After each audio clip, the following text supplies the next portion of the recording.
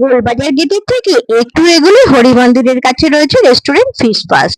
এই রেস্টুরেন্টকে অশোকনগরের role centre হিসেবেই বহু বছর ধরে সবাই চেনেন। আমরা গেছিলাম শুধু রোল খাবো বলে, কিন্তু দেখলাম উনাদের মেনুতে মোমো, মোগলাই, লাচ্ছা পরোটা, কষা মাংস, চাউমিন আরো কত কি রয়েছে। তাই এত কিছুর থেকে আমরা প্রথমে বেছে নিলাম স্টিম করা চিকেন মোমো। এক প্লেটে 6 পিস মোমো, সাথে লাল চাটনি আর স্যুপ ওনারা দেন। প্রথমে স্যুপটা চেখে দেখলাম বেশ গোলমরিচের ঝাঁজ আসছিল, আর চিকেনের কুচিও মুখে পড়ছিল। গরম গরম স্যুপটা বেশ লাগলো খেতে। এরপর একটা মোমো ভেঙে দেখলাম যে যথেষ্ট পরিমাণে চিকেনের পুর রয়েছে। খেয়ে দেখলাম স্বাদও বেশ ভালো।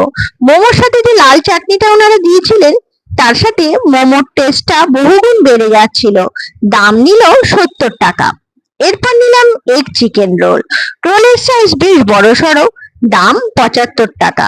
তবে রোলের টেস্ট মোটামুটি, আহামরি কিছু নয়। প্রত্যেক কামড়ে চিকেনের টুকরো মুখে পড়ছিল। চিকেন গুলো বেশ নরম, পরোটাটাও বেশ নরম ছিল, সাথে সস আর কাসুন্দিও মুখে পড়ছিল। এই ফিশ ফাস্টে আপনারা আগে যদি কেউ রোল খেয়ে থাকেন, তবে কমেন্ট করে অবশ্যই জানাবেন আপনাদের কেমন লেগেছিল। এরপর নিলাম 1 প্লেট মোগলাই পরোটা, সাথে ছিল কষা করে আলুর তরকারি, স্যালাড আর টমেটো সস। দাম পড়লো 60 টাকা। পরোটাটা ছোট ছোট টুকরো করে কাটা ছিল এবং প্রত্যেকটার মধ্যেই মাংসের পুর দেওয়া ছিল। টমেটো সসে ডুবিয়ে একটা কামড় দিতেই বুঝলাম মোগলাইটা বেশ মুচমুচে। সস ছাড়াও খেতে কিন্তু মন্দ লাগলো না।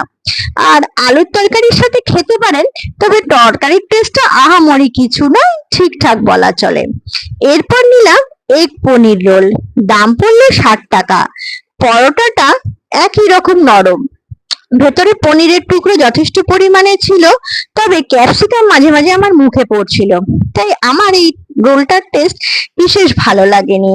এর সাথে সস, কাসুন্দি আর বাদাম দেওয়া ছিল। দেবাশিসের নাকি রোলটা বেশ লেগেছে।